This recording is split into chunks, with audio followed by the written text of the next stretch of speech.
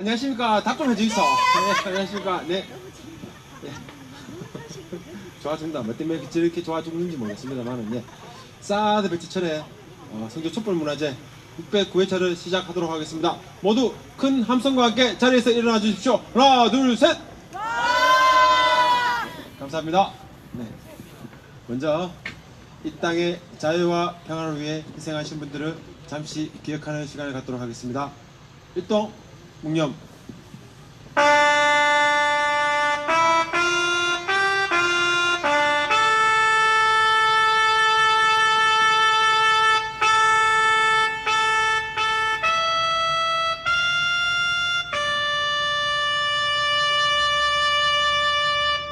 바로 힘을 위한 힘지고 힘차게 불러보겠습니다.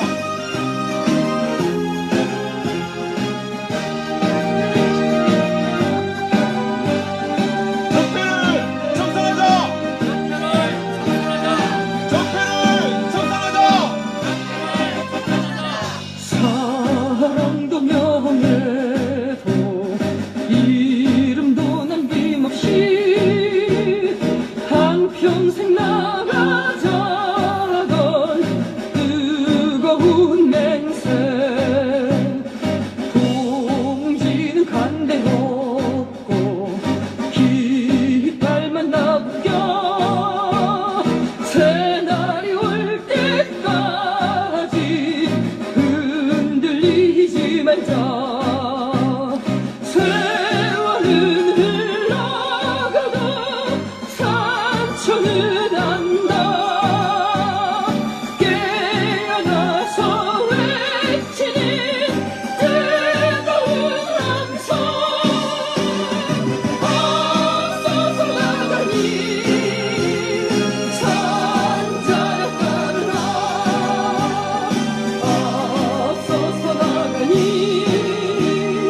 산자야 따르라. 적폐를 청산하고 이 땅 평화 지켜내자! 지켜내자! 사드 가고 평화 오라! 예, 모두 앉아주십시오.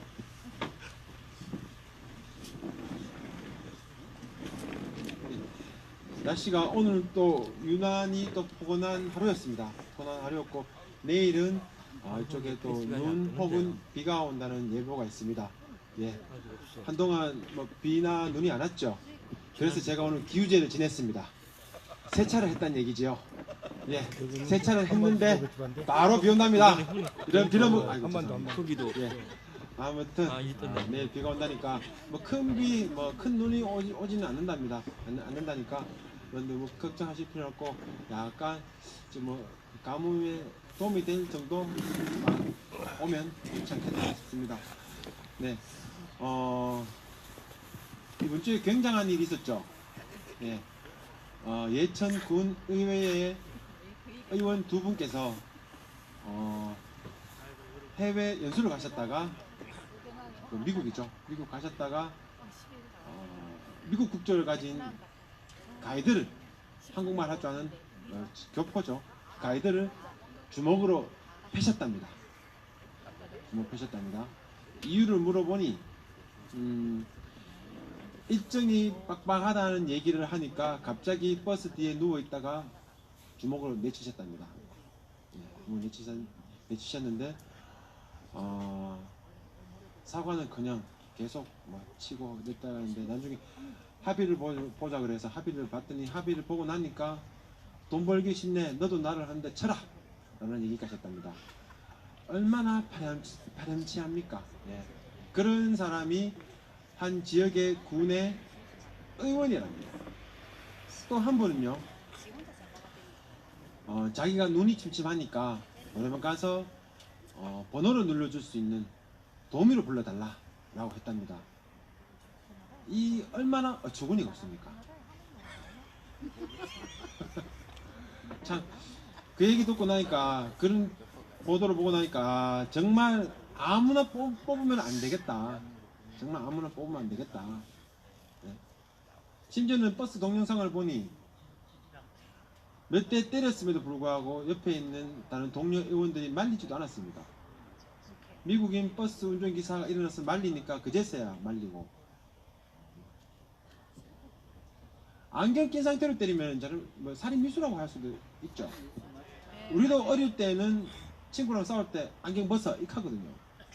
그래서 안경 벗어 하고 때리든지. 예. 그렇다고 해서 사람을 때리는 건 아니죠. 예. 오늘 예천 경찰서에 출두를 하셔가지고 뭐 조사를 받는다고 하시고 성실히 임하겠다 하시고 뭐 죄송하다 그러시고 하시는데 그거는 본인 사정이고 정말 대한민국 법이 대한민국 법 테두리 안에서 정말 국민들이 동의할 수 있는 수준의 처벌을 받았으면 좋겠습니다. 그런 사람은 정말 의원 자격이 없습니다. 어디 가서 의원 되기 전에는 모르겠습니다. 의원 되고 나면요 그런 행실을 하면 안 되죠. 예. 참 행실이 더럽습니다. 우리 사투리로 행실이라고 얘기하지 않고 행실이라 그러죠. 참 행실 더럽습니다. 예. 의원 아닌 사람도 그런 뭐라고 해? 듣기거로 해주세요. 듣기거로. 예. 제 욕하신 건 아니죠. 예. 의원 아닌 사람도 그런 행신 안 한다고. 그렇죠. 의원 아니신 분들도 사실 그런 행실 안 합니다. 예. 참 더러운 행실을 하신 두 분께 참 고생하셨다 말씀드리고 지금 마음고생 많으실 겁니다. 그분 홈페이지 그 의원들의 홈페이지에 들어가니까 댓글 폭탄입니다. 댓글 폭탄. 막 오만저만 얘기 다 나오고 2차전 언제 하시자 그러고 정말 예천을 빛낸 자랑스러운 인물이다라고 얘기하시고 그걸 막 비꼬으신 분들이 계시는데 그걸 보면은 예천 국민들도 참 부끄럽지 않았을까. 예. 이런 걸 반면교사 삼아서 우리 성주 군의회도 물론이지만 다른 도회, 다른 시군의 의원님들도 혹여나 해외 연수를 가시든지 뭐 가시더라도 그런 추태는 보이지 않으셨으면 좋겠습니다. 이런 일로 인해서 우리 또 의원들의 자질도 다시 한번 더 짚어보고 그리고 그분들도 좀 더 앞으로는 그런 구설수에 오른 그런 일들을 안 했으면 좋겠다는 생각을 가지고 봅니다. 그분들이 오해하고 착각하고 계시는 게 있습니다. 물론 선거 때는 저도 물론 선거를 치러봤습니다만은 낙선했지요. 예, 치러봤습니다만은 유권자들 앞에서 열심히 하겠습니다. 잘하겠습니다. 라고 말은 정말 잘합니다. 말은 정말 잘합니다만은 되고 나면요. 그 유권자들이 자기에게 4년 동안 빌려준 그 권위와 그 권력을 오롯이 나의 것이냐 착각하는 것 같습니다. 그 권력과 그 권위는 유권자들이 이 땅의 진짜 주인인 국민들이 잠시 빌려준 겁니다. 빌리면요, 우리가 뭐 물건을 빌린다든지 차를 빌린다든지 뭐 빌리면요 깨끗이 써서 돌려줘야 되지 않습니까? 정말 깨끗이 그 권력과 그 권위를 깨끗이 써서 정말 올바른 곳에 써서 그 군과 그 시와 그 나라를 위해서 제대로 쓰고 4년에 돌려주셨으면 참 좋겠다는 생각을 해봅니다. 예. 오늘 이 방송을 보고 계시는 분들 오늘 재밌는 얘기 많이 있으니까요. 기대하시고 채널 돌리지 마시고 예. 자, 오늘 첫 번째 순서로 사드 배치 철회 성주 투쟁이의 여전히 혼자 위원장이신 김충원 위원장님의 발언을 들어야 하나 본의 아니게 주부습진에 걸리셔가지고 마이크 지기가 힘드시답니다. 그래갖고 오늘은 이번 주는 건너뛰고 다음 주에 모시기로 하고 오늘은 사드 배치 철회 성주 투쟁이의 대변인 자리를 맡고 계시는 유동인님의 발언을 한번 들어보도록 하겠습니다. 모두 큰 박수로 맞이해 주시면 고맙겠습니다.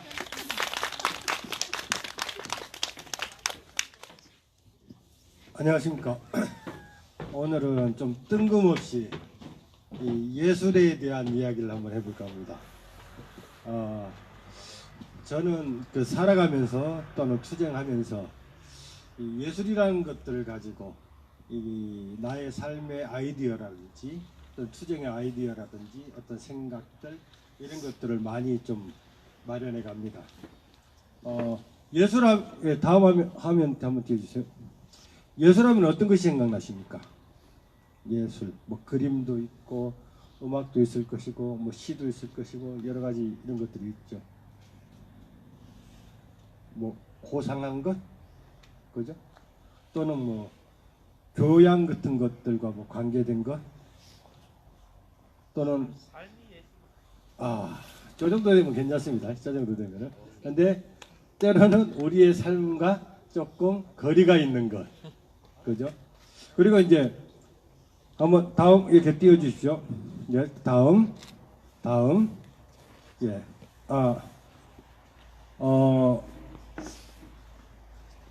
이 우리가 미술관 같은 데를 가면은 그림을 보기는 봅니다. 근데 잘 모르겠어요. 이게 뭔지 뭐 어떻게 이해해야 될지 잘 모르겠어요. 이 그림은 루시안 프로이트의 새 연구라는 그림입니다. 그림이 이렇게 세 개로 되어 있죠. 3년화라 그럽니다. 3년화라 그러는데 누구의 작품이냐면은 프란시스 베이컨이라는 사람의 작품입니다. 그리고 여기 보면은 루시안 프로이트라고 되어 있는데 이 양반이 누구냐면은 우리가 정신분석학 하면 누구죠? 지그문트 프로이트라는 사람이 정신분석학이라는 것들을 그 담론책을 만들었죠. 그의 손자입니다. 근데 화가예요. 그걸 프란시스 베이컨이라는 사람이 이제 그 프로이트를 모델로 해서 세 개의 그림을 그렸습니다. 이 그림의 가격이 얼마나 될까요? 맞추시는 분 상 드리겠습니다. 상품 있습니다. 진짜입니다. 상품. 객관식으로 해주세요. 예. 500만 원. 5천만 원.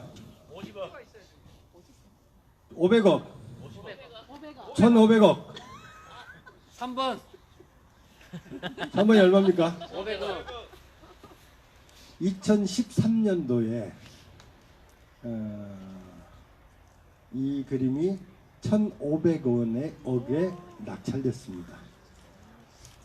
당시로는 그 뭉크의 절규라는 그림 혹시 아실랑가 모르겠다. 이렇게 뭉개진 그림. 예, 1,200억 내지 1,300억 정도 했는데 그걸 경신해서 2013년도에 크리스티 경매장에서 1,500억 원에 이게 낙찰이 됐습니다. 물론 2013년도에 이게 최고가를 경신했었죠. 이 그림이.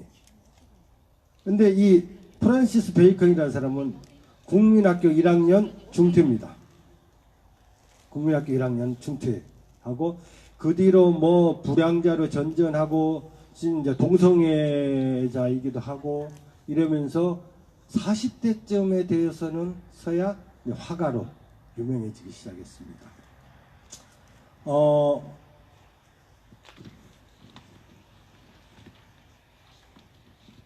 그런데 우리들이 보통 어떤 생각을 하거나 또는 뭘 하려고 할 때 그 생각은 대체로 언어적인 것들로 이루어져 있습니다. 생각을 하고 체계적으로 하고 말을 하면은 이게 언어로 되죠. 그런데 언어는 구조화되어 있다 그럽니다. 특별한 구조를 갖죠. 어떻게 되어 있죠? 주어, 목적어, 동사 이런 구조들을 항상 가지고 있죠. 그래서 나는 지금 여러분께 이야기를 하고 있습니다. 이런 구조를 가지고 있죠. 나 여러분에게 이야기를 하고 있습니다. 주어, 목적어, 동사 이런 식으로 되어 있죠. 그런데 여기서 가만히 생각해보면 내가 어떤 말을 한다, 내가 어떤 뭐를 한다 이런 것처럼 주체라는 주어라는 주체가 뭔가를 하는 것처럼 됩니다. 그런데 곰곰이 생각하면 도대체 주체인 내가 무엇을 하는 것인지 오히려 어떤 이야기 체계들이 나로 하여금 이야기를 뭔가를 하도록 하는 것인지 이걸 한번 거꾸로 한번 생각해 보시면 좀 좋을 것 같습니다. 우리가 그런 이야기들을 많이 합니다. 그러니까는 이 뭐 사이코패스라 그래 봅시다. 아까 이제 정신분석학에서 사이코패스 당연한 걸로 받아들입니다. 사이코패스. 그리고 뭐 요새 뭐 초등학생들 많이 하는 ADHD 증후군이라든지 이런 것들 있잖아요. 이런 것들을 당연한 것으로 받아들입니다. 그런데 정신분석학이라는 것이 나오기 전에는 이런 게 당연한 게 아니었었습니다. 그게 나오면서 정상인과 비정상인이 구별되기도 하고 또 이렇게 그런 어떤 또 규정들을 통해서 사람들을 비정상의 영역으로 이렇게 묶어두기도 합니다. 그런데 예수라는 많은 사람들이 보면은 사실은 광인에 가까운 경우들이 많습니다. 비정상적이죠. 그런데 오히려 우리들은 이런 것들을 당연한 것으로 받아들이고 오히려 그것들을 통해서 우리가 어떤 이야기를 하게 되는 거죠. 우리도 그런 담론이라 그러죠. 사회적 담론 같은 것들을 통해서 당연한 것들을 이야기하는 거죠. 우리들은 민족이라는 이야기들을 하면은 민족이라는 거 당연하게 받아들입니다. 근데 민족이란 개념이 생긴 게 불과 한 몇백 년, 한 300년, 400년 이 정도밖에 안 됩니다. 그래서 민족은 우리들이 소위 이야기하는 상상의 공동체라는 이야기들도 많이 합니다. 그러니까 우리가 뭐 단군 신화라든지 이런 것들을 만들어서 그것들을 가지고 우리 민족의 역사가 마치 5,000년 된 것처럼 이렇게 상상하게 된다는 것이죠. 그런데 민족이란 것들은 근대의 발명품이라고 이야기를 많이 합니다. 근대 국가가 생기면서 민족도 네이션이고 국가도 네이션입니다. 근대의 국가, 민족 국가가 생기면서 민족이라는 발명품이 있습니다. 이처럼 우리들이 그런 담론을 가지고 뭔가를 당연한 것처럼 이야기한다 그럽니다. 그러니까 내가 뭐를 하는 게 아니죠. 내가 뭐를 하는 게 아니죠. 무엇인가가 나로 하여금 뭐를 하게 만드는 거죠. 이걸 락강이라는 사람은 타자의 주체라고 이야기했습니다. 타자의 주체. 타자의 주체란 말은 뭐냐. 그래서 내가 주체적이 돼야 된다 또는 뭐 타자적 주체가 나쁘다 이런 것들이 아니라 인간은 어쩔 수 없이 타자적이라는 것들을 인정해야 된다는 것입니다. 우리들이 그래서 항상 어떤 관계 속에 서로가 있다는 거죠. 이 관계 속에서 나라는 주체가 생겨나는 것이지 이런 관계를 다 떠나서 타자적 관계를 다 떠나서 독립된 나 홀로 생각하고 홀로 어떤 의미들을 만들어내고 하는 나라는 것들이 존재하지는 않는다는 것입니다. 그래서 이런 것들을 보면서 우리들은 좀 이런 어떤 언어적인 부분에 대해서 한번 고민하고 그래 볼 필요가 있습니다.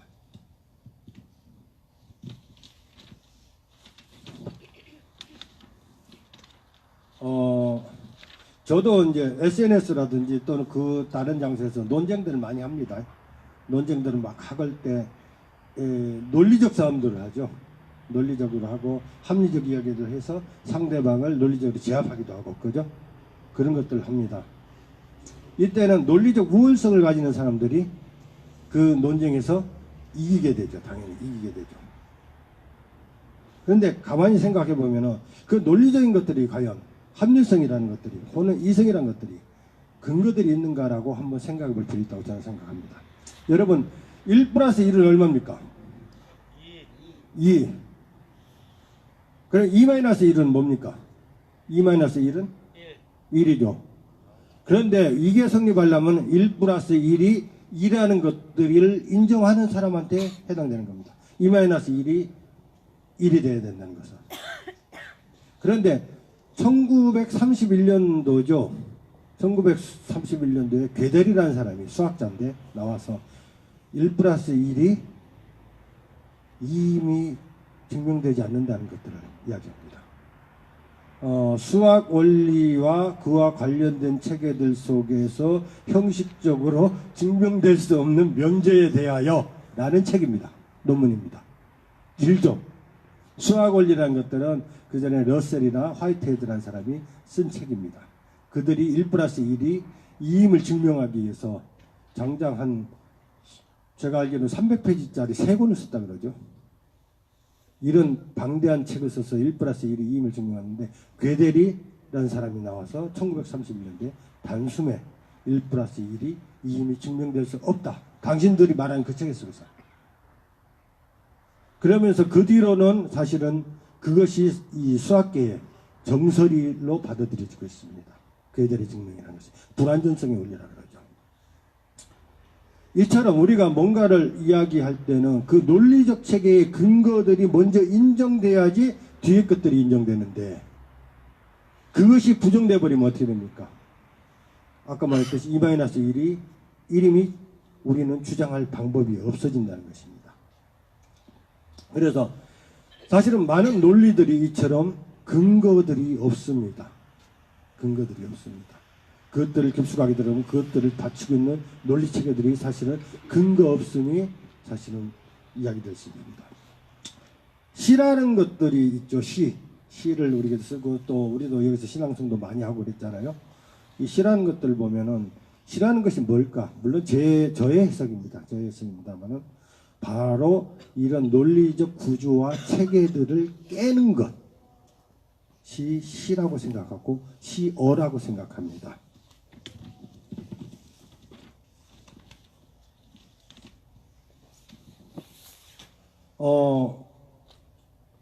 아도르노라는 사람이 있었는데 그 사람이 그런 이야기를 합니다. 근대 이상의 끝자락에서 파시즘을 만난 것은 우연이 아니다.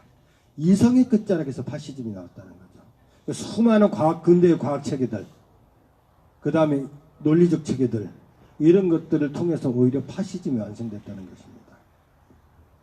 그리고 근대 이후에 일어난 전쟁들, 그리고 혁명들의 아름답지 못한 결과들, 그것들이 저는 개인적으로 이런 이성, 합리성, 또 논리성으로부터 찾아질 수 있다고 오히려 봅니다. 우리는 논리적인 것들이나 논리적이어야 된다 생각하고 합리적이어야 된다고 생각하고 그래 이야기를 많이 합니다만은 사실은 그런 것들이 꼭 긍정적 결과를 나타내지는 않는다는 것이죠.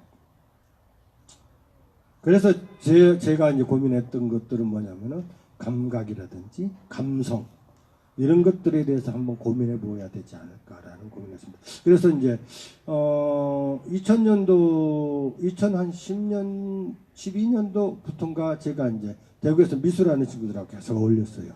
그런 고민의 이제 결과를 위해서 그들의 그림들을 좀 고민해보고 같이 논의하고 이야기하고 이런 것들을 통해서 저도 거기서 얻는 것들이 참 많았는데 근데 이 감각이라는 것들도 사실은 자유롭지 못할 수 있습니다. 어떤 감각이라는 것들도 어떤 것들에 묶여 있거나 포획되어 수 있다는 거죠. 그 다음 화면 한번 띄워주시겠습니까? 하지만 그림이라든지 예술 체계들은 오히려 이런 합리적 체계라든지 논리적 체계에 묶여 있지는 않을 수 있다는 것입니다. 이 그림도 프란시스 베이컨의 그림입니다. 베이컨이 근데 이 자신의 친구이자 자신의 동성애자 애인인 사람의 그림을 그린 것입니다. 근데 얼굴을 보면 이렇게 뭉개져 있죠. 그저 이런 게 보고 이제 형상화라 그러는데 그 전에 그림 체계들 보면 왜 사람과 좀 많이 닮아야 되고 또 비슷해야 되고 이런 그림 체계들을 구상화라 그러는데 그 구상화들은 아무리 그려도 원본인 사람을 그린다 그럴 때 그 사람을 따라갈 방법이 없습니다. 그 사람의 부차적이고 부수물일 뿐이죠. 근데 베이컨 같은 경우는 이렇게 이전에 우리가 정형된 체계들, 구조들, 언어도 마찬가지죠. 언어들을 뭉개는 것, 그림 속에서도 얼굴을 뭉개버리는 것, 구조화된 것들, 정형화된 것들을 뭉개버리는 것, 이런 것들을 통해서 우리들은 새로운 감성 체계라든지 감각들을 만들어낼 수 있다는 것입니다.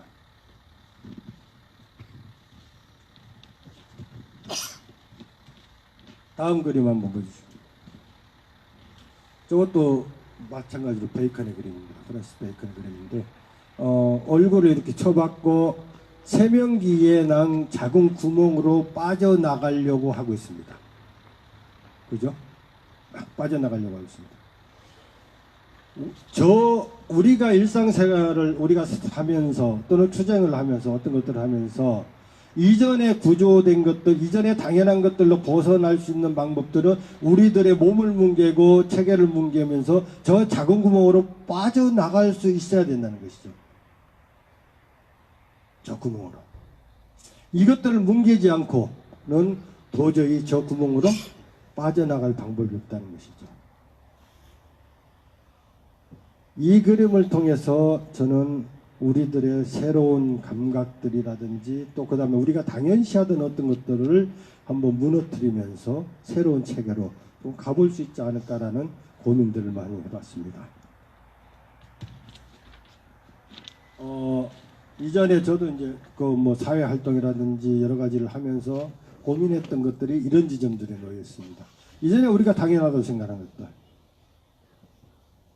어떤 담론들, 뭐 저 같은 경우 개인적으로 뭐 막수주의라든지 이런 것들에 대해서 심취해 있었고, 또 그런 것들도 당연한 것들로 받아들이면서 뭔가를 해보려고 했던 것들, 과연 이런 논리적 체계와 합리적 체계만으로 우리들이 가고 싶은 어떤 세상을 도달할 수 있을까라는 고민들을 한번 해봤습니다. 이처럼 예술이란 것들은 우리들이 포획된 일상들, 그 다음에 언어, 구조, 시대적 담론과 같은 것들로부터 벗어날 수 있도록 해주는 새로운 감각을 만들어내는 것들이라고 생각합니다. 그래서 예술은 이렇게 벗어날 수 있는 힘을 우리들에게 주느냐 안 주느냐가 굉장히 중요하다고 생각합니다. 그래서 그림을 볼 때도 이 베이컨은 자신의 그림을 자신도 이해하지 못한다고 합니다. 나도 내 자신의 작품을 다 이해하지 못한다고 이야기합니다. 하지만 이런 것들을 보면서 우리들은 이런 것들을 통해서 어떤 새로운 것들, 새로운 감각들, 그러니까 생각이 아니라 새로운 감각들, 감성들, 이런 것들을 만들면서 한번 나가볼 수 있지 않을까, 그런 생각들을 해봐서 오늘 좀 이 약간 이상한 예술 이야기를 여러분들에게 한번 해봤습니다. 예, 감사합니다. 네, 다시 한번 미술의 조예가 깊으신 우리 사드 배치철의 성주투쟁이의 대변인이신 유동희님께 큰 박수 부탁드리겠습니다. 예. 4차 산업이라고 하면, 흔히 말하는 4차 산업이라고 얘기하면 AI, 인공지능이라고 많이 하죠. 그러면은 인간의 노동이 줄어들고 모든 것들이 기계에 의존해서 산업이 많이 움직인다고 얘기하죠. 예.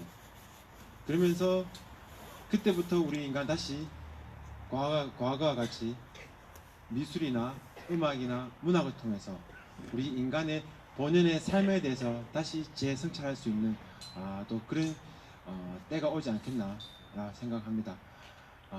4차 산업이 도래될 때 이미 도래했다고 얘기하죠. 예.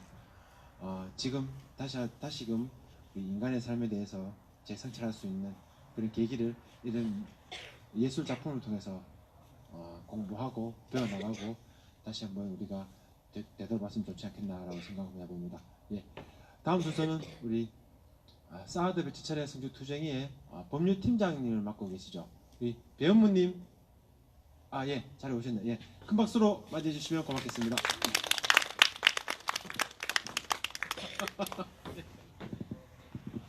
안녕하십니까. 다음 주에 제가 요즘 작년에 중국을 좀 여러 차례 다녀왔습니다. 그러다 보니까는 그냥 편하게 중국 다녀왔는 소감 이런 거를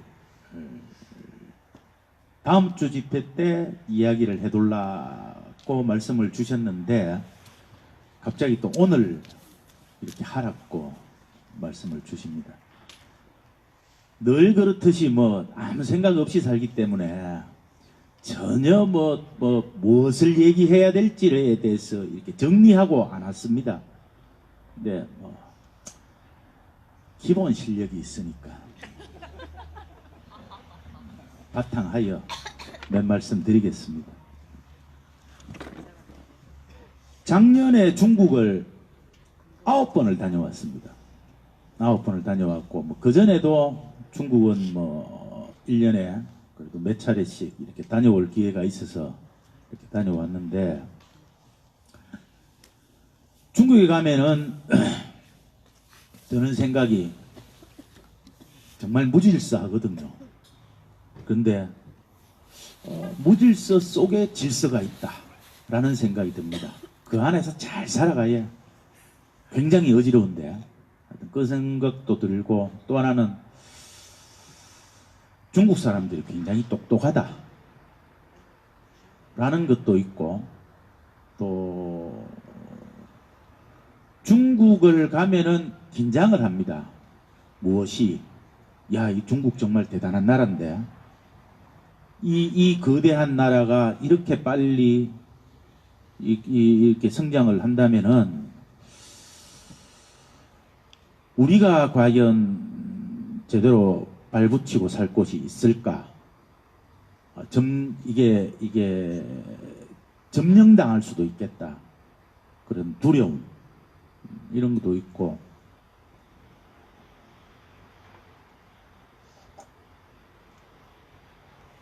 한국에 오면은 뭐 집에 왔기 때문에 뭐 마음이 느긋한 것도 있지만은 편안함에 익숙한 것도 있지만은 좀 답답하다 이런 것도 반대해서 느낄 수 있었습니다. 중국 굉장히 크지요. 뭐 땅덩어리도 크고 인구도 많고 한데 빌딩도 무수하게 많아요. 뭐 어떤 사람은 묻는다 하대요. 중국에 중국 사람 보고 중국 너는 빌딩 같은 거 있냐 이렇게 얘기를 한다는데 뭐 각 도시마다 한 100층쯤 되는 건물들은 다 몇 개씩 다 있어요. 뭐 광저우를 가든 북경을 가든 남경을 가든 샤먼을 가든 어디를 가든 뭐 그런 건물들이 절비합니다. 근데 건물들은 그렇게 뭐 삐쭉삐쭉 올라가가 있는데 전에 한번 제가 통역하고 볼 일이 있어서 뭐 한 100층쯤 되는 건물에 갔었는데 통역이 이야기하다가 복도에서 화장실을 간다고 화장실이 좀 멀리 떨어져 있는 그 화장실을 갔습니다. 그리고 한 층에 보통 이렇게 공중용 화장실이 있지 않습니까? 근데 정말 뜨거웠던 거는 거기에 소변 보는 소리가 저 멀리 떨어져 있는 복도에까지 들립니다. 그래 이게 정말 난림공사지에 엉망으로 지었는 거라. 중국에 작년에 갔을 때 제가 중국 사람들한테 저걸 물어봤습니다. 북한이 관광에 대해서 개방을 한다면 너 어떻게 할 것이냐 이렇게 물었더니 무조건 간대요. 지금도 중국 사람들은 북한을 여행을 갑니다. 그런데 원활하게 가지는 않는 것 같고 북한이 개방이 된다면은 100% 나는 가겠다. 그리고 왜 그러면은 북한을 가고 싶냐? 정말 미지의 국가다. 그 미지의 국가에 꼭 한번 가고 싶다. 그거들은 뭐 다 공통된 생각이었는 것 같고 또 하나는 중국 공산당에 대해서 어떻게 생각하느냐 라고 얘기를 했더니 그 사람도 상당한 엘리트들인데 당이 하는 거에 대해서는 무조건 충성하고 따른다 이런 말을 합니다. 그래서 그 점에 대해서도 역시 통제를 잘하니까 사람 머릿속까지 통제가 제대로 되어가 있구나 그런 생각이 들었고 중국에 가면은 곳곳에 제가 기억을 다 해내지는 못합니다. 머리가 나빠서. 그리고 또 하나는 문맹이기 때문에 글자를 제대로 제가 잘 몰라서 그런데 한 10가지 문구는 늘 이렇게 봅니다.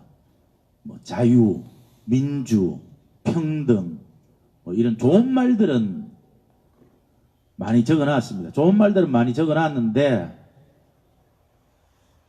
역시 뭐 제가 길거리 가다가 우리나라에서도 뭐 이렇게 좋은 문구 팻말로 적어놨는 거를 보고 느끼는 거와 똑같이 역시 없는 부분을 강조를 하는구나. 중국 민주 없고요. 자유 없고 평등 없습니다. 가면은 공안들 옆으로 스쳐만 지나가도 바짝 좁니다. 그리고 얼마나 통제가 심한지 지하철 탈 때도 우리가 공항에서 엑스레이 기계 통과하지 않습니까? 그 가방이라든지 소지품들 지하철 탈 때마다 엑스레이 기계 다 통과시켜야 되고 공항에 들어올 때도 한 3단계, 4단계 엑스레이 걸쳐야 됩니다. 굉장히 통제가 심합니다. 그 통제 심한 속에서 그 사람들은 뭐 익어가겠지. 그 안에 물들어가겠지. 또 하나 중국 가면은 정말 많이 보는 사람들이 쓰레기를 청소해 주시는 분은 굉장히 자주 만납니다. 곳곳에 널렸습니다. 왜냐? 정말 쓰레기 함부로 버리거든요. 근데 또 저 얘기는 합니다. 중국 사람들이. 우리가 이렇게 버려줘야지 저 사람들이 먹고 산다고.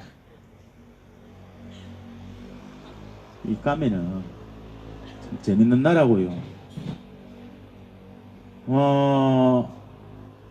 저는 제가 하는 일 때문에 일본도 가고 중국도 가는데 좀 이게 삼국이 재밌는 게 일본 사람들은 뭐 저는 제가 도자기를 만들기 때문에 도자기를 놔두고 있으면은 일본 사람들은 절대 손으로 안 만집니다.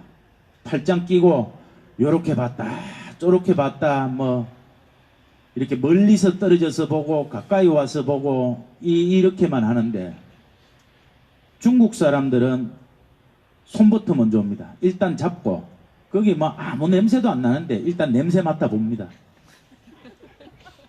이게 굉장히 적극적이라요. 근데 한국은 이렇게 보면은 딱 일본과 중국의 한 중간쯤 요렇게 이제 액션을 하지. 그리고 또 뭐 간혹 시비를 거는 사람이 있는데 야 너가 우리 중국 중화민국에서 다 보고 뺏겼는 거 아니냐 그런 얘기를 좀 자주 듣습니다.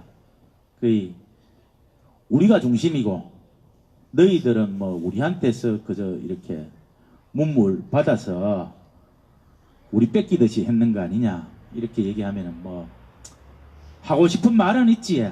근데 뭐 속으로 하고 맙니다. 뭐 굳이 싸울 필요가 없기 때문에 대꾸 안 하는데 뭐 우리도 뭐 반만년 역사를 가지고 있다고 뭐 교육을 받았지 않습니까? 다 그 나라의 문화란 거는 시간 끊으라고요. 아니면 1시간 하려고. 그 안에서 정착이 됐지. 그 안에서 민족성을 닮아서 그대로 정착이 되었기 때문에 우리는 우리 거고 중국은 중국 거고 일본은 일본 거고 그렇게 가는 것 같습니다.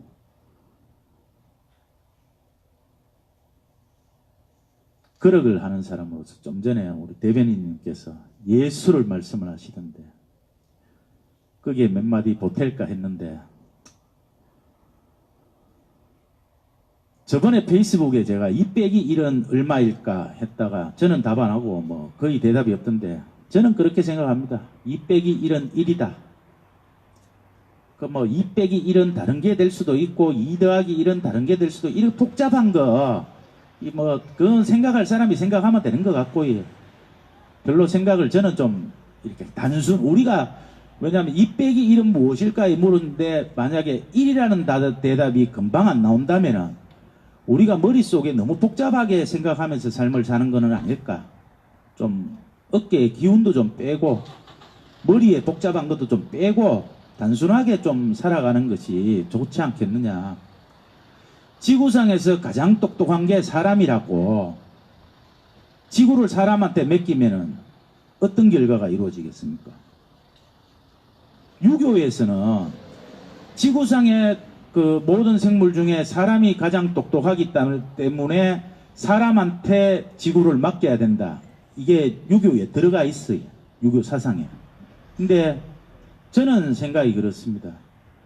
가장 똑똑한 사람에게 지구를 맡긴다면 정말 지구의 역사는 짧아질 것이다. 그냥 조금 비우고 다 같이 살 수 있는, 좀 양보할 수 있는 그런 게 된다면은 구분 지어지지 않는 전체의 삶이 곧 예술의 삶이 되지 않을까라고 생각합니다. 중국에 대해서는 하여튼 오토바이가 됐든 전기자동차가 됐든 정말 갖가지의 것들이 많거든요. 그거는 다음번에 2탄으로 남겨두겠습니다. 감사합니다.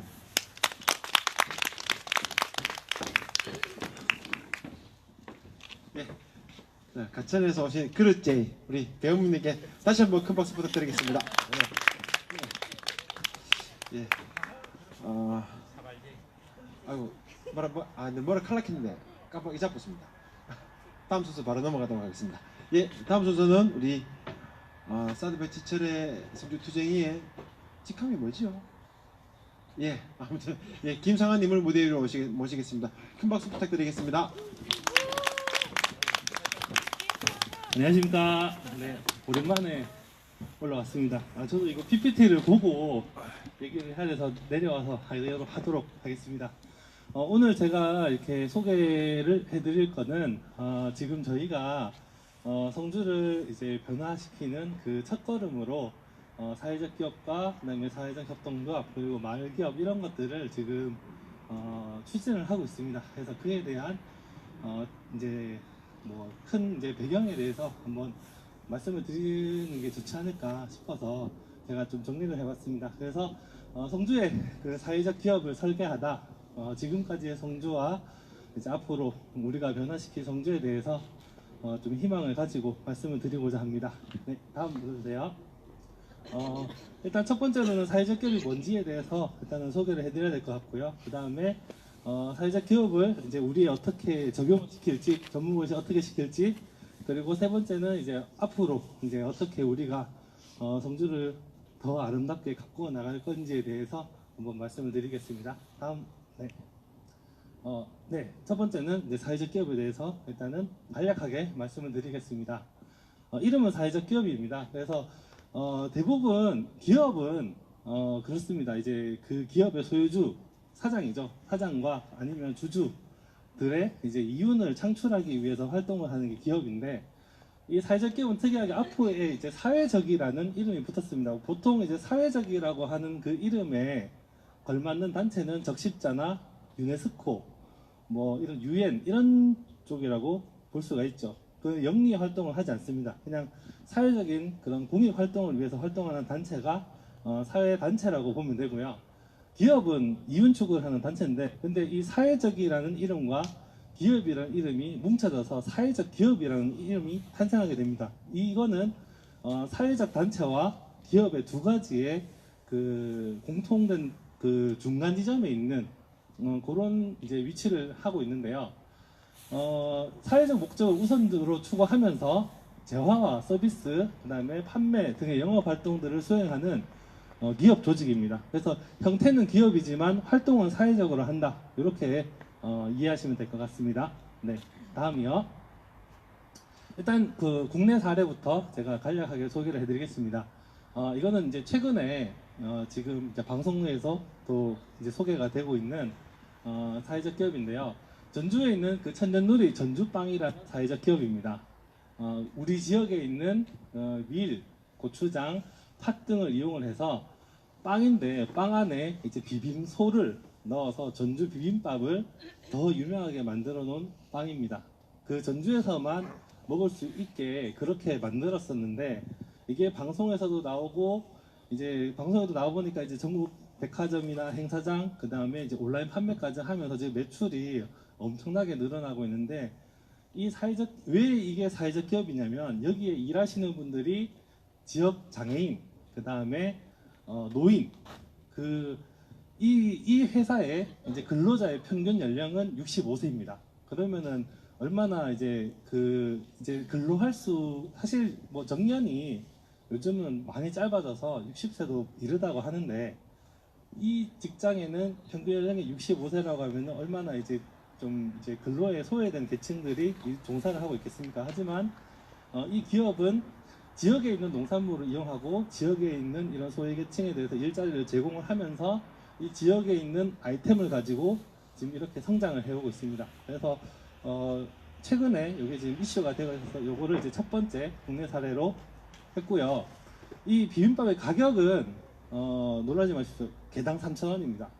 최하가 3,000원이에요. 근데 이게 불티나게 팔리는 이유는 먹는 사람이 이 빵을 3,000원에 사 먹지만 그 3,000원의 행복을 누리는 게 아니라 3,000원 이상의 행복을 누린다고 합니다. 왜냐하면 이 빵의 수익금은 또다시 그 전주 지역이나 그 해당 지역에 소외된 이웃의 일자리를 창출하는데 다시 재추다가 되기 때문에 3,000원을 주고 팔지만 이 원재료가 지역에 있는 우리밀, 지역에 있는 고춧가루, 지역에 있는 팥 이런 것들을 쓰기 때문에 원재료도 지역에 있는 농민들을 살리고 또 지역에 있는 일자리를 살리기 때문에 남는 장사는 아니라고 합니다. 하지만 그 소비자도 그걸 충분히 인지를 하고 착한 소비를 해야겠다라는 그런 마음을 있기 때문에 절대 이 빵을 비싸다고 얘기를 하시는 소비자가 단 한 명도 없다는 거. 네, 그래서 이게 이제 첫 번째 사례로 제가 뽑았고요. 다음 사례 넘겨주세요. 그리고 요거는 작은 영화관, 이거는 이용해 보신 분들도 있을 겁니다. 100석 규모의 그 최신 영화를 동시 개봉 상영하는 그런 작은 영화관입니다. 그러니까 지금 이제 멀티플렉스라는 이런 뭐 10개관이 넘어가는 그런 대형 영화관이 아니라 작은 규모의 그런 영화관인데 아주 저렴한 관람료에 저렴하게 이제 팝콘과 음료를 판매를 하고 있는데 이 특징은 그렇습니다. 이 위치는 절대 도시에 있지 않습니다. 왜냐하면 기존에 이제 영화 산업 하는 사람들은 수익률을 위해서 아주 인구가 모이는 자리에 영화관을 만들겠지만 정반대입니다. 오히려 문화에 소외된 지역. 그러니까 이 작은 영화관이 생기게 된 그 이유는 이 지역의 이제 문화적인 그런 소외를 해소하기 위해서 젊은 청년들이 모여서 작은 영화관을 만들어서 좋은 영화를 이제 최신 영화를 동시에 상영을 하게 하고 더 저렴하게 그렇게 그 문화적인 그 소외를 없애자 그런 의미에서 가까이 있는 저 고령에도 이미 생겼었고요. 그리고 최근에는 여기 칠곡에도 작은 영화관이 생겼습니다. 하지만 성주에는 아직 없습니다. 네. 그래서 여기에 있는 그 모든 인프라는 문화체육관광부랑 지자체가 이 인프라를 제공을 하고요. 거기에는 지역에 있는 젊은 청년들이 이 영화관을 관리하고 운영을 하면서 아주 이제 지역민들한테 이제 이런 좋은 문화 사업을 환원을 하고 있죠. 네. 그래서 이건 두 번째 사례입니다. 네, 다음 사례. 그러면 이제 해외에는 어떨까? 이제 국내에는 사실 이제 이런 사례들이 있고, 유럽 같은 경우에는 아주 오래 전부터 옛날 이제 산업화 사회가 되면서부터 노동자의 권익을 살리기 위해서 아주 오래 전부터 이 사회적인 그 단체가 많이 활동을 했었습니다. 그래서 프랑스는 지역 관리 기업이라는 그런 개념의 사회적 기업이 있는데요. 프랑스 전체 내에 150개의 이런 지역 관리 기업이 활동을 하고 있습니다. 이 지역 관리 기업이 하는 일이 뭐냐? 일단 지역 주민들이 회비를 냅니다. 8유로 정도면은 우리나라 돈은 한 뭐 8,000원에서 10,000원 정도 사이인데요. 8유로 내고 운영에 참여하면서 지역 주민들이 직접 나서서 지역에 필요한 서비스를 제공을 합니다. 아주 낮은 일부터 아주 힘든 일까지 다 합니다. 청소 용역부터 해가지고 보유, 또 지역 재개발, 공공의 그 보수 작업 이런 것까지 쉽게 말해서 성주에서 이제 새로운 뭐 단위 지구에 뭐 재개발 사업이나 아니면 개발 사업이 일어났을 때 그 지역 주민들이 앞장서서 우리 동네는 이렇게 바뀌었으면 좋겠다. 그런 의미를 담아서 지역 주민들이 이 일에 직접 참여를 하고 하는 겁니다. 그래서 대부분의 재개발들은 업자가 하고 우리나라는 그렇잖아요. 입찰을 해서 가장 합리적인 가격을 제시한 업자한테 맡기고 그 업자가 어떻게 하느냐 그냥 감리만 하면 되는데 여기는 지역 주민들이 아예 나서서 직접 참여하고 일까지 하고 개발에까지 나서는 겁니다. 그러니까 이 사람들이 그 일을 하는 그 제일 큰 그 목표가 저는 저 두 번째 줄에 저 슬로건이었더라고요. 지역을 유지하고 아름답게 하며 보살피는 일. 저분들이 하는 일이 저 일입니다. 그래서 사실 그 여기에 일하시는 분들은 다 지역의 출신들 그런 분들이 일을 하고 있었고 이분들이 하는 것도 어려운 이웃을 돌보고 지역 공동체를 위한 활동을 늘 최우선으로 한다고 그렇게 합니다. 그래서 사실 이런 기업들이 우리나라에도 많으면 많을수록 그 지역에 아주 지역 발전을 지속 가능하게 하고 또 새로운 인구가 유입되는 계기가 될 것이며 또 우리 지역 당사자가 우리 지역을 가꾸는 주체다 이런 그 좋은 방향을 일으키지 않겠나. 그래서 일단 요 프랑스의 지역 관리 기업을 소개를 해드립니다. 네, 다음요. 그리고 요거는 이제 기업 문화를 바꾼 사례인데요. 이거는 벨기에의 테르라는 그런 기업입니다. 맨 처음에 이 기업은 그렇게 이제 큰 기업 아니었어요. 아주 작은 기업이었어요. 그래서 취약계층에 대한 그 직업 훈련을 했었고, 그 다음에 폐품을 이용해서 거기에서 이제 수거된 그 물건들에 대해서 이제 재활용을 하거나 아니면 이제 중고 의류, 그 수거된 물건 중에 괜찮은 그런 의류를 가지고 다시 이제 그 중고 의류를 하는 그 상점을 운영하는 그런 업체였는데, 이 업체가 이제 성장을 해가면서 자꾸 이제 지역을 변화시키는 일들을 하게 됩니다. 그래서 공동구매라든지 지역에서 생산되는 물건을 일괄적으로 판매를 한다든지 아니면 성주만 하더라도 이제 성주 안에서 이제 낙후 지역에 대해서 이제 낙후 지역을 어떻게 이제 부흥을 시키느냐 이런 이제 낙후 지역에 대한 부흥 운동, 그리고 거기에서 부흥을 시키다 보니까 나오는 이런 아이디어나 아니면 기술, 그다음에 그런 뭐 아이디어 이런 것들을 모아서 이제 산업과 농업의 기술을 개발까지 하게 되고요. 마지막에는 이게 에너지 절감 기술까지 만드는 그런 아주 대단한 회사가 되어가고 있더라고요. 맨 처음에는 그냥 직업 훈련하던 그런 회사였는데 지역을 위해서 이렇게 좋은 일을 하다 보니까 점차 더 큰 역할을 맡고 있다는 거. 그리고 특징이 있습니다. 테르가 창출한 일자리의 종사자는 그 70%가 지역에서 소외받던 취약계층이었습니다. 그러니까 정부 보조금을 타고 생활을 하던 사람들이 여기에 이제 근로하는 기준이 된 거죠. 근데 그분들이 이 회사에서 자꾸 일을 하면서 이 회사를 이제 키워나가면서 결국에는 그 종사자는 더 이상 복지 혜택을 받지 않아도 될 만큼 모두가 잘 살게 되었다는 거. 그리고 이 기업의 특징은 분명하게 있습니다. 이제 남녀 간의 급여 차이는 없고 역할과 책임의 차이만 있고요.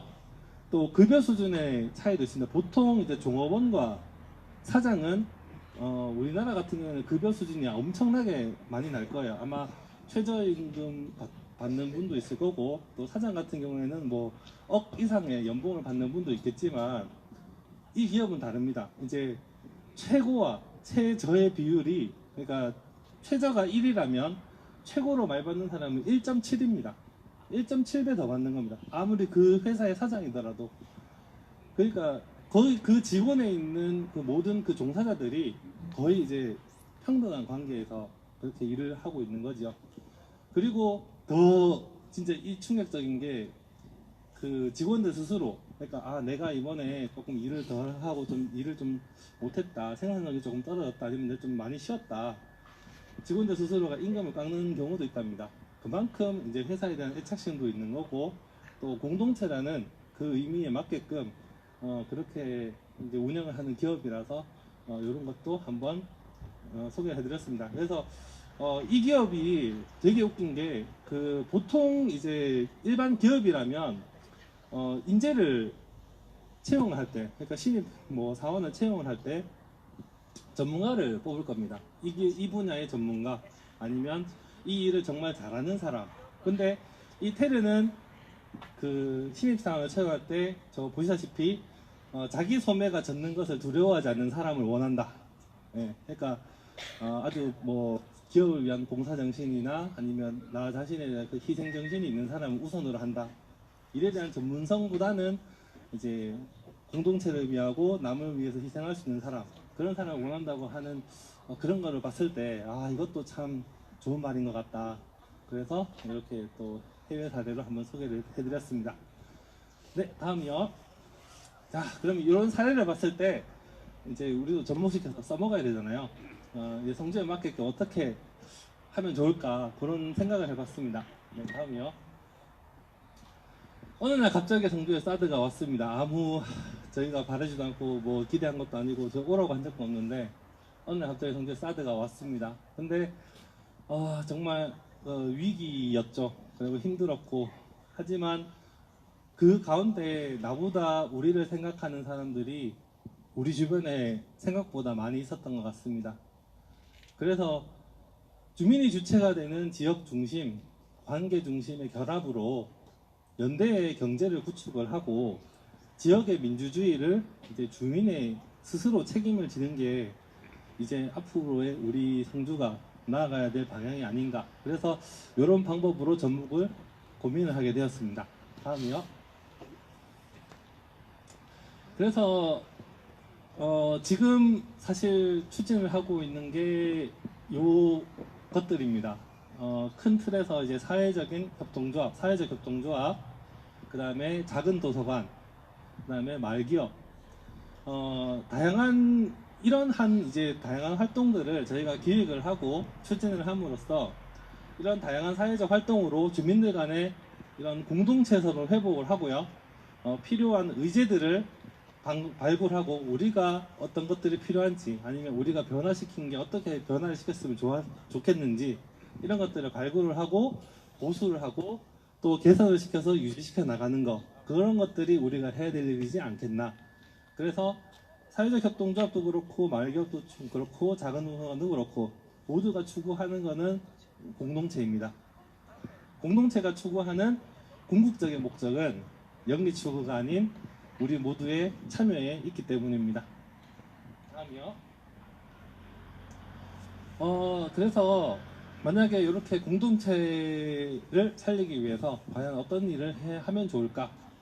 그랬을 때 첫 번째로는 이제 지역에 있는 새로운 일자리들을 만들어가는 겁니다.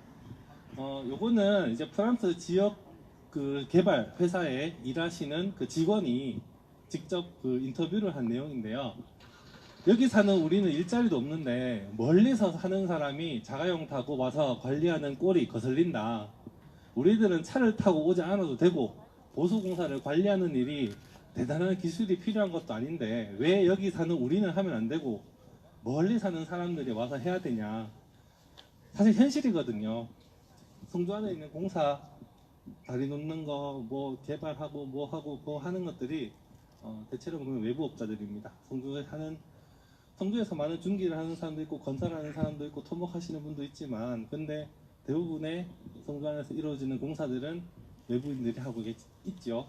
근데 그분들이 과연 성주에서 얼마나 다 이해를 하고 있을지 성주에서 더 잘 알고 있을지 그런 부분에서는 오히려 저희 지역에 있는 주민들이 더 낫지 않을까 그런 의미에서 사실 지역에 있는 비전문적인 분야도 얼마든지 있고 이는 지역에 관심을 가지고 지역을 잘 알고 있는 사람이 얼마든지 할 수 있는 일이라고 생각을 합니다.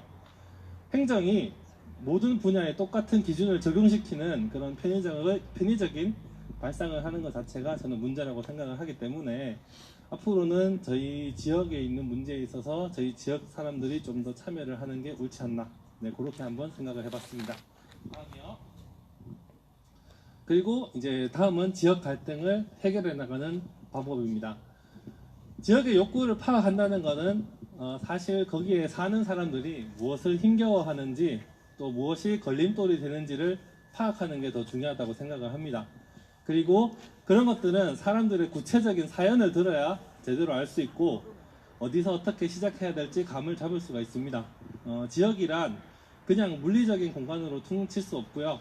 사람들이 살고 있는 삶의 터전이기 때문에 사회적 기업은 그들의 삶에서 사연에서 모든 문제점이나 갈등에 대해서 이해를 하고 파악을 하고 해결을 해나간다고 생각을 합니다. 그 문제에 있어서 제일 중요한 거는 그 개개인들의 사연이죠.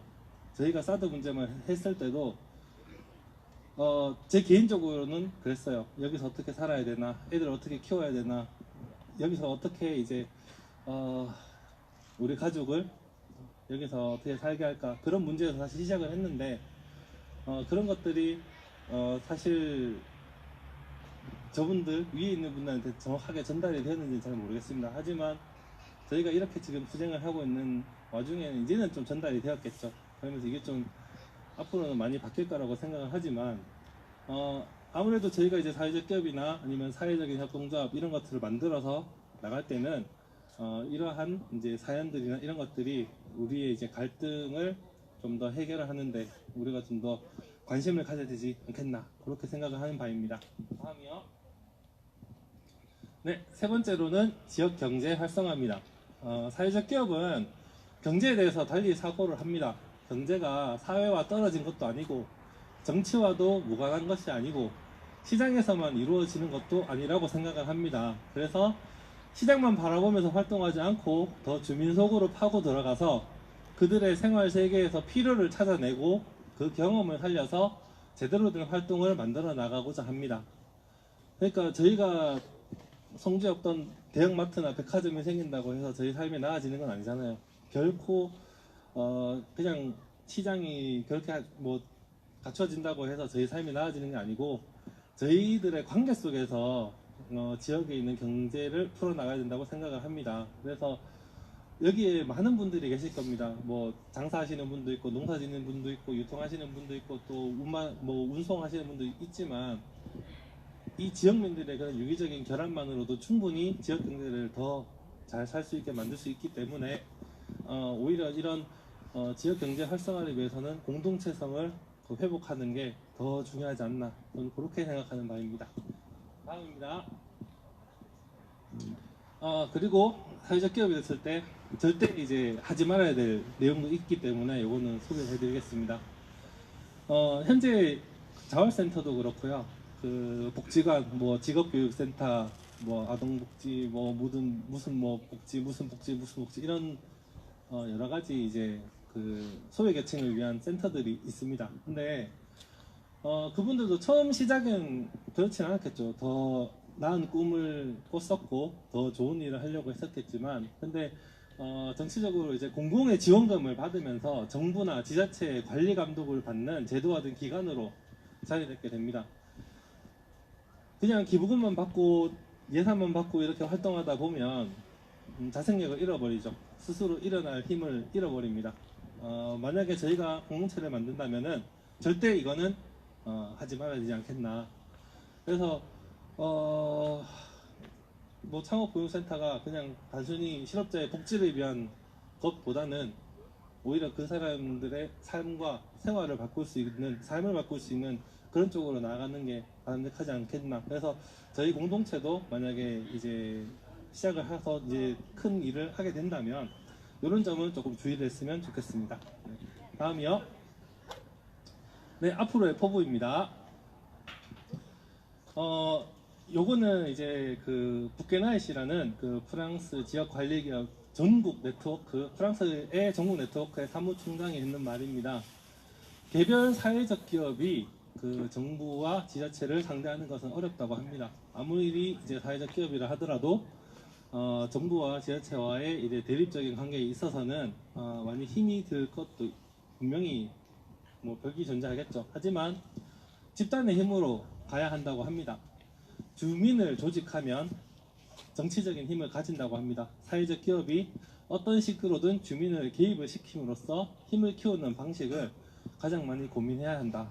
결국 저희는 그 지역을 변화시키고 지역을 유지시키고 지역을 가꾸어 나가는데 힘을 쏟아야 되는 사람들입니다. 그러면 저희는 저희들끼리 뭉쳐야 되는 겁니다. 결국에는 저희가 참여를 해야 되고 저희가 저희 자리를 지킴으로써 그것이 저희의 힘이 되는 겁니다. 그거를 이렇게 대신 말씀해 주신 것 같아서 이렇게 올렸고요. 다음이요. 우리가 하고 싶은 일, 여기 혹시 이제 계신 분들이 하고 싶은 일이라고 생각을 합니다. 제 희망이기도 하고요. 그거는 우리 성주만의, 성주형의 그런 최우수 사회적 기업을 만드는 겁니다. 진짜 위기 뒤에 이런 기회가 왔고요. 지금에 하고 있는 노력 그리고 자발적인 자율적인 그런 참여를 통해서 다 같이 잘 사는 거, 이게 우리가 앞으로 해야 될 일이지 않겠나. 그래서 이렇게 이번에 발표를 마치도록 하겠습니다. 네, 감사합니다. 예, 다시 한번 우리 김상환 씨께 큰 박수 부탁드리겠습니다. 네. 앞에 따십니까? 불 다 꺼졌어요? 예, 알겠습니다. 그러면 자, 다음 순서 바로 가도록 하겠습니다. 자, 다음 순서 우리 있죠, 김명님. 예, 우리 김명님의 무대 있겠습니다. 큰 박수로 맞이해 주시면 고맙겠습니다.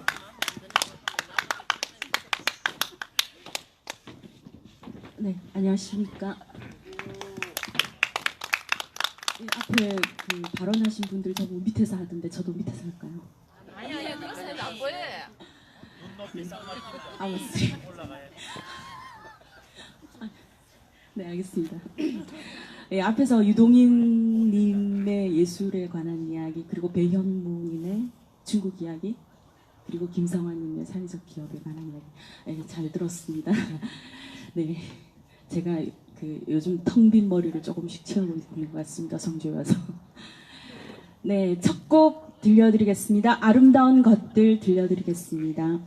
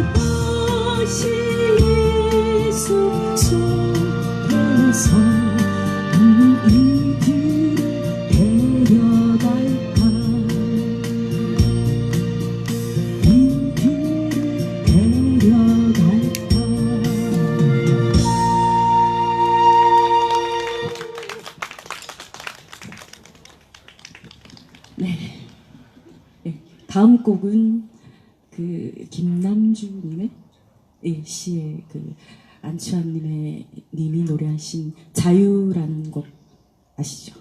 네, 자유 들려드리겠습니다.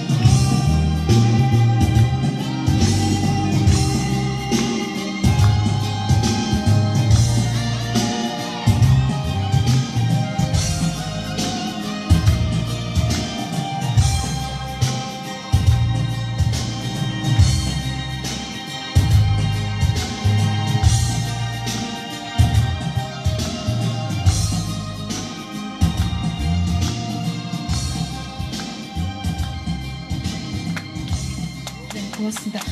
성주 촛불님들한테 해당되는 얘기는 아니겠죠. 네, 네, 그냥 노래입니다. 네, 제가 쓴 노래는 아니니까요. 자유. 네, 네, 고맙습니다. 근데 그다음 순서 없나요? 네, 그냥 내려가기 조금 그렇죠. 네, 구호 외치고 내려가겠습니다.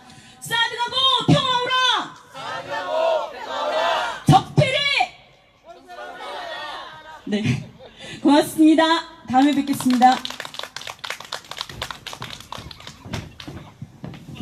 다시 한 번 더 우리 예청해주신 김혜인님께 뜨거운 박수 부탁드리겠습니다. 예, 모두 불 다 끄셨죠? 아이고 야노. 자, 어떻게 다 있어? 예, 어떻게 다 있어? 예. 예, 지난주 토요일 날 대구 꿈꾸는 시저터에서 민중의 소리 이한배 기자님의 경제의 속살이라는 책 북콘서트가 있었습니다.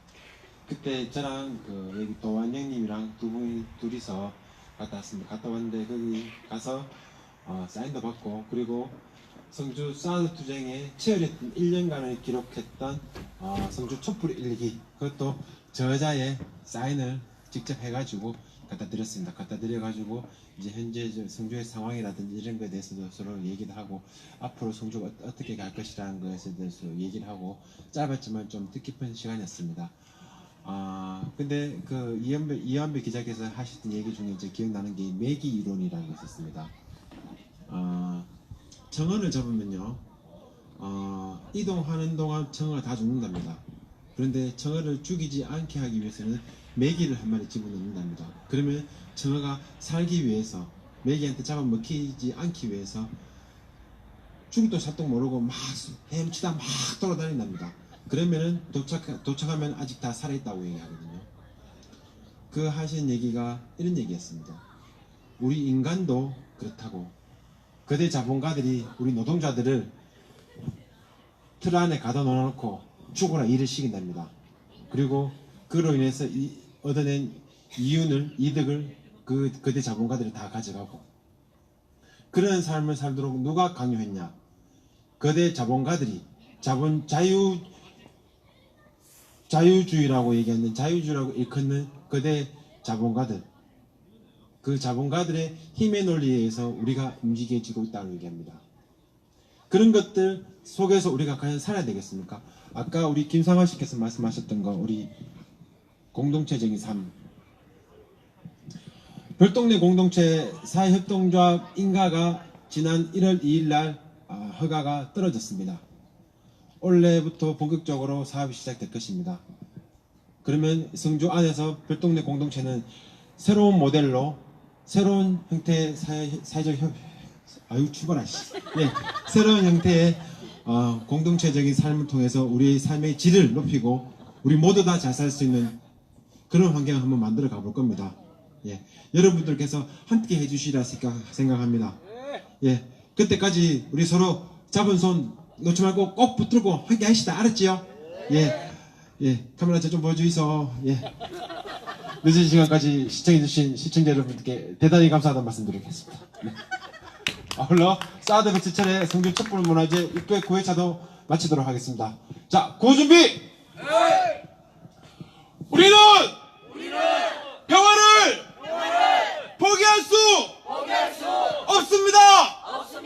사드 가고 평화오라. 사드 가고 평화오라. 사드 가고 평화오라.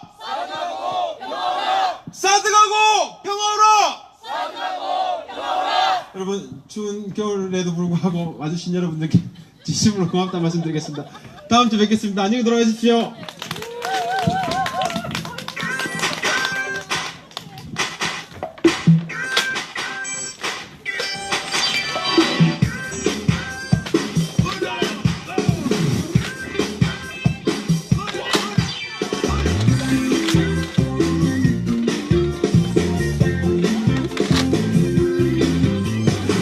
여러분 수고하셨습니다. 사드배치 성주투쟁위원회 성주촛불 609회차 방송을 마치도록 하겠습니다.